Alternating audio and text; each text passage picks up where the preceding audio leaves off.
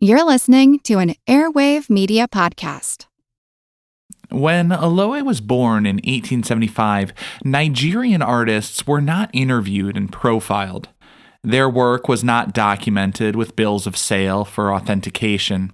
Largely what we know of Olowe comes to us from the traditional oral history, from an Oriki praise song, and of course from the recollections of his descendants.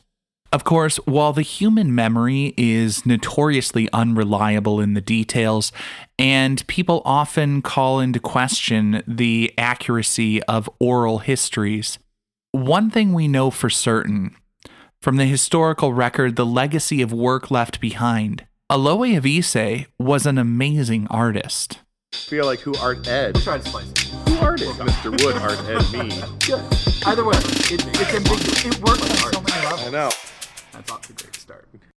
Welcome to Who Arted, where we explore visual arts in an audio medium. I'm your host, Kyle Wood, and for this week's Fun Fact Friday, we're going to be talking about Olowe of Ise and his Veranda Post, which is part of the collection at the Art Institute of Chicago. Olowe was born in Olowe, a town in Nigeria that was the center of Yoruba art. At an early age, he moved to Ise, where he spent most of his life. He served as a court messenger for the king. We don't know exactly when or where he developed his wood-carving skills. His family said he was largely self-taught, though some say that when his talent was noticed, he likely would have served as an apprentice under a master carver to learn the traditional Yoruba canon and hone his skills. Eventually, he became a master carver himself and opened his own workshop. The bulk of Olowe's carvings seem to have been both decorative and functional artworks for the Yoruba kings and prominent families. One of his celebrated works, for example, is the Veranda Post that sits in the collection at the Art Institute of Chicago. In that piece, we see the elongated neck and oval faces that were part of his signature style. Traditional Yoruba artists used scale and proportion to indicate hierarchy. The more important a figure, the larger they were within the composition. The status of the king's senior wife is shown by her size, while the king is seated central to the post. His crown is eye level to the viewer, and the king sits with his feet up above the ground, signifying his transcendent nature. His eyes are cast down, expressing a contemplative mood as he looks down on the world beyond. The crown has 4 ancestral faces, signifying the legitimacy of his royal lineage, the divine line, and the wisdom running through it. In looking at the work, I'm amazed at all the competing forces being balanced. Olowe's work is loaded with symbolism, but it was also literally load-bearing. The veranda posts were structural supports, and he needed to be mindful of the function as he created the forms. This makes it all the more remarkable when you consider the negative spaces in the sculpture. While most artists would carve a relief sculpture showing some portion of the figure raised on the surface, Olowe would carve all the way around each figure, bringing several figures out of the single piece of hard wood, each fully articulated and distinct, and yet tied together in one functional work of art. I think one of the aspects that I appreciate most is the connections among the figures in this piece. They're obviously literally connected, as the wooden figures are carved from a single post to form a structural support, but there's also a sense of community. The importance of the head wife is suggested by her size in the piece.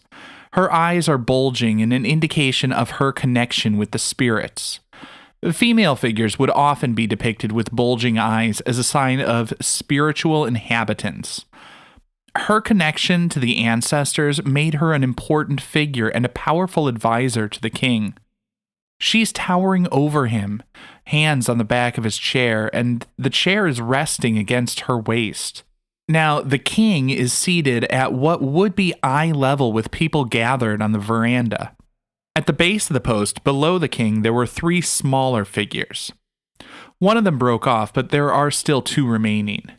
One is a flute player representing a trickster god, and the second is a female figure that I have seen described as a, quote, junior wife. I think the best description that I've heard of this piece as a whole, though, came from Laura Allison of the Art Institute of Chicago, who explained that this piece is about community, the way that people have to connect with one another and serve each other so that the kingdom can be successful and productive. Her description really made me think about how the arts function in a community. We often categorize art in different ways.